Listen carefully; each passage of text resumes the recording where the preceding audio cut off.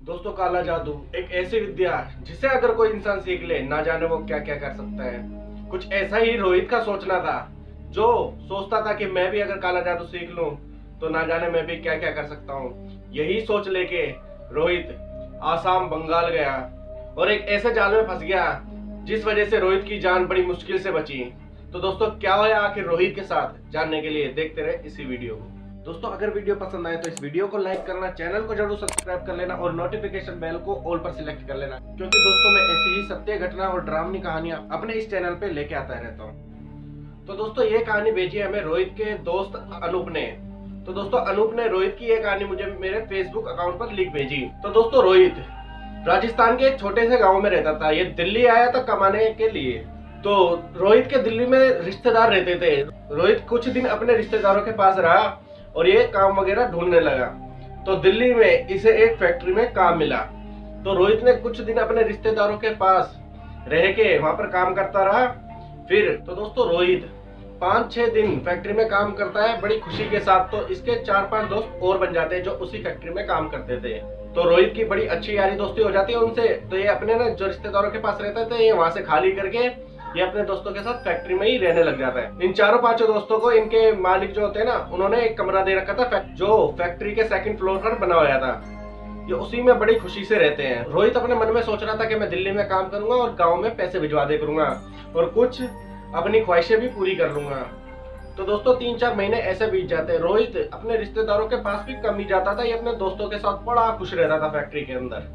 तो दोस्तों, एक रात ये सारे दोस्त मिलके प्लान बनाते हैं कि आज रात अपन पार्टी करेंगे और डीवीडी किराए पे लेके एक हॉरर मूवी देखेंगे। तो ये चारों दोस्तों बड़े खुशी से अपना प्रोग्राम बनाते हैं और रात का इंतजार करते हैं। तो दोस्तों, रात होती है, ये डीवीडी वगैरह किराए पर लेके आते हैं और ये बड़े मजे के साथ मूवी वगैरह देख के रात को सो जाते हैं। तो दोस्तों, ये जो मूवी की सीडी लेके आए थे ना, वो काले जादू की होती है, जिसमें काले जादू के बारे में विस्तार से बताया होता है। तो दोस्तों, 3-4 दिनों तक इस मूवी के बारे में ये चारों दोस्त चर्चा करते हैं। काले जादू के साथ ऐसा होता है, काले जादू को अगर कोई सीख लेता है तो ये कर सकता है, वो कर सकता है। तो दोस्तों, ये बात रोहित के मन में घर कर गई थी। रोहित अब हर वक्त काले जादू के बारे में सोचता रहता है कि अगर मैं भी काला जादू सीख लूं तो मैं भी अपनी काफी ख्वाहिशें पूरी कर सकता हूँ। तो रोहित काले जादू के बारे में किताबें पढ़ने लग जाता है। ये काले जादू के ऊपर रोहित पूरी रिसर्च करने लग जाता है। तो दोस्तों, 3-4 हफ्ते बीत जाते हैं रोहित को काले जादू के बारे में पढ़ते पढ़ते, रिसर्च करते करते। तो उसको एक दिन पता लगता है कि आसाम बंगाल में आज भी काला जादू सिखाया जाता है और करा जाता है। दोस्तों, ये बात पढ़ने के बाद रोहित काफी खुश हो जाता है। तो दोस्तों, रोहित अपने दोस्तों को ये बात बताता है और तो रोहित कहता है कि अपन भी चले, अपनी भी जिंदगी बदल सकती है। तो इसके जो दोस्त होते हैं ना, वो कहते हैं नहीं बे नहीं, हम नहीं जा रहे। तूने देखा नहीं कि उस मूवी में ये कितना खतरनाक हो सकता है। रोहित कहता है नहीं यार, वो तो सिर्फ एक मूवी थी, ऐसा कुछ नहीं होता भाई, मैं तो जा रहा हूँ, तुम्हें भी अगर चलना है तो चलो। तो इसके दोस्त कहते हैं कि नहीं यार, हम नहीं आ रहे, तू जा, अगर तू सीख जाए तो अपने यार दोस्तों को भूल मत जाना। रोहित कहता है नहीं यार, ऐसा बिल्कुल नहीं होगा। तो दोस्तों, रोहित चल देता है आसाम बंगाल। ये ट्रेन में बैठता है और टिकट वगैरह लेता है, ये निकल जाता है। तो दोस्तों, रोहित जैसे ही बंगाल पहुंचता है, ये उस गांव के बारे में पूछता है लोगों से। और जैसे ये लोगों से पूछता है, लोग इसे अजीबो तरीके से देखते हैं कि ये क्या पूछ रहा है, और इसको कोई नहीं बताता, खाली नाम में मुंडी हिला देते हैं। तो दोस्तों, रोहित काफी देर से पूछता पाछता उस गांव में पहुंचता है। दोस्तों, रोहित जैसे ही उस गांव में पहुंचता है, रोहित को बहुत अजीब अजीब लगता है।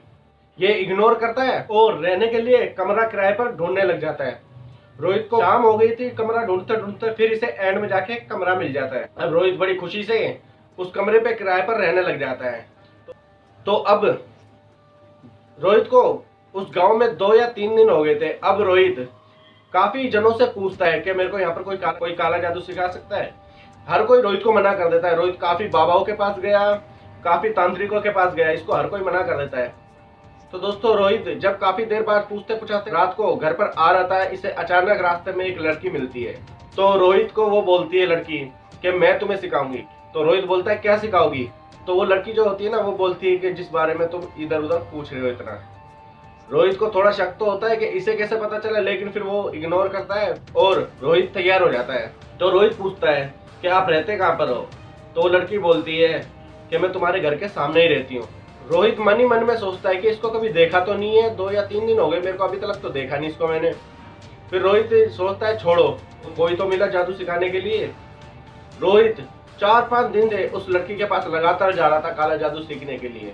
रोहित को वो काफी अजीब अजीब चीजें सिखाती थी, जैसे काफी मंत्र बताती थी, काफी कुछ सिखाती थी। तो रोहित बड़ी खुशी खुशी से वो सारी चीजें सीख रहा था। ऐसे ही 4-5 दिन हो जाते हैं और रोहित और वो लड़की काफी क्लोज आ जाते हैं और इन दोनों में काफी अच्छी दोस्ती हो जाती है।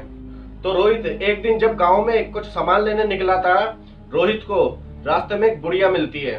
वो बुढ़िया रोहित को बोलती है कि तू बहुत गलत कर रहा है, और इतना बोल के वो बुढ़िया चली जाती है। तो रोहित मन मन में सोच रहा था कि यार क्या गलत कर रहा हूँ जो वो बुढ़िया बोल के गई थी। फिर ये इग्नोर करके घर पर आ जाता है और अगले दिन दोबारा उस लड़की के पास ये जादू सीखने चला जाता है। तो दोस्तों जादू सीखते सीखते इन दोनों में प्यार हो जाता है। तो दोस्तों एक दिन वो जो लड़की होती है वो रोहित को बोलती है कि तुम मुझे कभी छोड़ के तो नहीं जाओगे। रोहित ये सुनने के बाद एकदम हैरान हो जाता है और बोलता है नहीं नहीं, मेरे मन में ऐसा कुछ नहीं है, मेरे को घर पर जाना है, मैं कुछ दिनों के लिए तुम्हारे साथ और रहूंगा, 1 आध महीने के लिए, खाली मैं यहाँ पर जादू सीखने के लिए आया हूँ। तो दोस्तों ये बात सुनने के बाद उस लड़की को ना जाने क्या हो जाता है, वो एकदम गुस्से में हो जाती है और उसकी आंखें सुर्ख लाल हो जाती है और रोहित को बोलती है मैं तुझे कहीं नहीं जाने दूंगी। रोहित उसका चेहरा देखने के बाद बिल्कुल डर जाता है और उसके घर से बाहर आने लग जाता है। और जैसे ही उसका दरवाजा खोलने वाला था, ना जाने उस लड़की ने ऐसा क्या करा, कौन सा मंत्र बोला, रोहित को एक बकरे में बदल देती है। दोस्तों ये कोई मजाक नहीं है, ये एक हकीकत है, ये हकीकत में हुआ है। दोस्तों ये जो लड़की थी रोहित को दिन में बकरा बना के रखती थी और रात को इंसान। ये रोहित को यूज करती थी दोस्तों रात को। तो दोस्तों ये लड़की रात को रोहित का यूज करती थी और दिन होते ही रोहित को बकरा बना देती थी। तो दोस्तों 3 महीने ऐसे ही बीत जाते, रोहित की काफी हालत खराब हो चुकी थी। तो दोस्तों एक दिन इस लड़की को कोई काम पड़ता है और ये अपने गांव से बाहर जाती है। तो ये रोहित को बकरा बना के बाहर बांध के चली जाती है। तो दोस्तों रोहित के पास वो बुढ़िया आती है और रोहित की ऐसी हालत देख के वो बोलती है कि मैंने तुझे मना करा था ना कि ये तू ठीक नहीं कर रहा, वो कोई लड़की नहीं, वो प्रेतनी है, लेकिन तूने मेरी एक बात नहीं मानी।